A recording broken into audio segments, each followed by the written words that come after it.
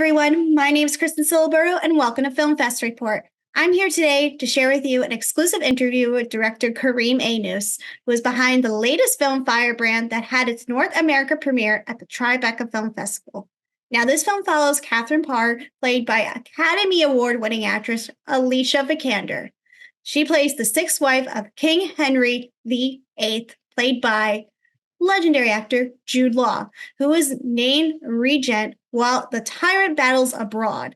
When the king returns, increasingly ill and paranoid, Catherine finds herself fighting for her own survival. Now, I'm so fortunate to connect with KARIM as we discuss his latest film. So please enjoy. So congratulations on all the hard work. I watched the film last night and I really enjoyed it. So this is a period piece, and for any filmmaker, they know a period piece is one of the most challenging and expensive films to put together. And this film was also based on a book. What was the most challenging aspect on putting FIREBRAND together? I think the hardest thing for me on putting FIREBRAND together was, as you said, it's very tough, like making a period film. I think it's a lot of research that you need to do, and there's a degree of accuracy that it's really important if you go for that. And I think not being English, I'm half Brazilian, half Algerian, and like I'm from the global South, and like all of a sudden I accepted to do a film which is not only about period, but it's also in a culture which is completely different than my culture.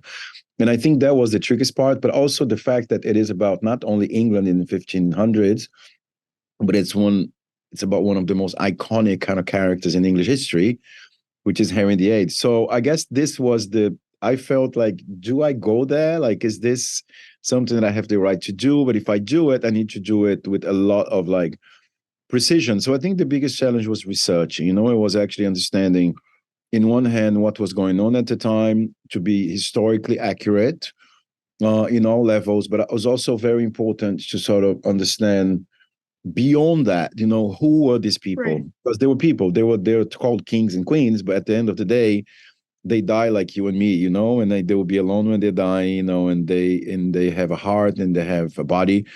So I think for me, that was the other interesting part of like to look beyond the sort of research that's done, about like the royal family. How long did research take for this 2 years. project? Oh, wow. Yeah. I mean, the research started in 2000, just before, like just at the break of the pandemic, like in March. Okay. And it entailed a lot of books. Like the producer sort of, she used to send me, it was during the pandemic, right? So my neighbors in my building, they used to say like, Amazon is coming to your door every day, because there was like a book coming every day. She was amazing. And she was so passionate about Catherine in the time. And then after I said to her, listen, loving the books, but I need to like do a couple of things. I need to take lectures about this, because I think, otherwise I'll spend 10 years reading the book. So I did about like 2 months of lectures. Oh, wow. With 2 historians. One historian was a woman who was a biographer of Catherine Parr. She's an amazing English historian, like a woman. And then there was a guy, I really wanted to also take an understanding of that part time from a sort of perspective which was not white. So I had a Kenyan British historian who was a specialist in the Tudor times, who I took many lectures, who gave me many lectures about the time and the stuff. And then there was a lot of research that we did afterwards with a woman who was specialist in sort of daily life during the Tudor period. She would live like a Tudor, like, she's this kind of experiential historian. So, and then there was a lot of research that was done in the departments, when we started pre-production. So, for example, the clothes, I think every piece of clothing in this film is original. It was made for the movie, because I was really obsessed with the fabrics. I think there's a lot of period films that, when the light hits the fabric, you say, oh, this was bought on Orchard Street, so I think it was just being, and also the other thing that was a very important part of the research was medical research, because we're talking about a man who's dying, you're talking about a man who has a clinical condition who is really, really complicated. So, I think that the trick and the challenging part was like, you need to get, you need to be prepared, it's almost like if there is somebody coming from, I don't know, Egypt doing a movie about Lincoln, right, as an American, really important American figure, and then you need to be just prepared and not do anything which is not accurate. Right. But you brought up the costume design, because that was one of the main like focuses I loved about this film, is how elegant the costume design is. So, and Classic, right? Yeah, so I also love the fact that the costumes really help Jude Law and Alicia Vikander transform into those roles. And Jude Law looks absolutely unrecognizable in this film. I think I forgot it was even him. Alicia Vikander is always great in whatever she does. Can you talk about the casting process? Yes, of course. Listen, I was really interested in Jude. I mean, I've always been a huge fan of his work and his choices, and he's an immense talent. And I've always been very interested in his sort of there's something very warm about Jude, no matter what he does it, he doesn't play it. He doesn't play it. He lives it, and I Yeah. think there's something very, I'm not gonna say sweet because it's beyond sweet. Yeah. There's something very relatable about Jude. Um, and so I thought, and he was really, really interested in this character. I think for him, it's a very kind of classic character in English history and drama. But I think that what was fantastic to me was he's very understanding also. He's a man of his time, and he's also understanding, to play that part. I mean, there was a lot of challenges that one needs to go through. I'm not talking about physicality. I'm not talking about the sort of, I'm talking about like the ideas here, really.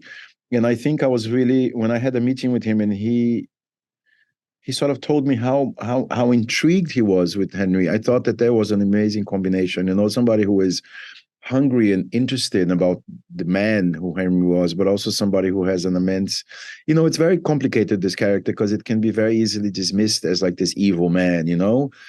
And he's a man. He's a man of his time. He's a man that, was born into privilege. And I think Jude really understood that. And I think there was also something about when you cast an actor, you're also casting the history of the actor. And so I think that when you think of Jude, there is something about, he was sort of probably the most handsome man of his generation. He's still very handsome, obviously, but he's not young as he was. Mhm.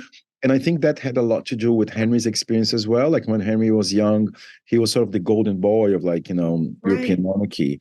So I think that was quite a big thing. And then with Alicia, for me, it was really interesting because she's very different than Catherine. And I thought that was interesting. Like Catherine was very white and very pale and probably taller than Alicia. But I think that there's something about Alicia which is certain.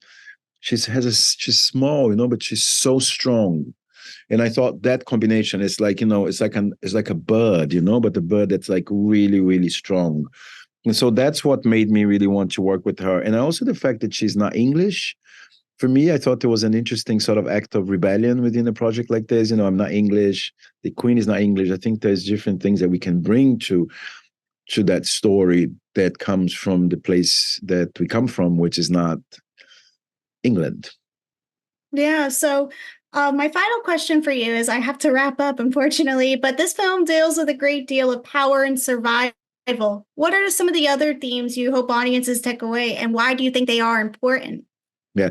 Listen, I think it's very important that there are themes there that are relevant to our day. So I think the first thing, beyond what you said, which is great, I think it's a portrait, and I hope it's an accurate portrait of a tyrant, and it's not a tyrant like a monster. He's a tyrant, and I think he has a lot of similarities of a lot of men that are running the world today, and they are taking us, Mhm. to a horrible place. So I think this is I something agree. I'd love to it's beautiful when you can do that through metaphor, like you don't have like, who I'm talking about. So Yes, I know who think it it's really was, and interesting. it's pretty obvious. So we won't name names here, I but think it's a I think the composite audience of will. a bunch of men, like it's not only him, there's a lot of hims here.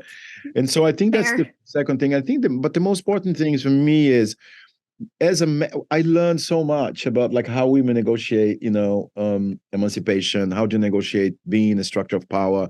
There's a lot about soft power here in terms of what Catherine negotiates as existent, her beliefs, that I think it's fascinating and I think we need to learn from. And last but not least, I was very touched by the fact, that the legacy that Henry was obsessed with was like war. It was like taking somebody's land, it was like is violence. And I think the legacy that Catherine was caring about was education. Like she educated Elizabeth, she educated all these kids who were not her biological kids. And I think that there is something that one also needs to learn from that. Like the legacy of women is it is education, it is forging, an adult into sort of a, somebody who is going to care for the world. And I think that's that's the most beautiful thing about Catherine, I think. Well, you did a great job on shining a light on Catherine. Thank you for taking the time. I really enjoyed speaking with you. My pleasure. Thank you. So once again, I want to thank Karim for taking the time out of his busy schedule. I hope you all enjoyed this interview. And also, you can catch this film in theaters nationwide starting this Friday, June 14th. I hope you all enjoyed this interview, and we will see you all next time. Bye.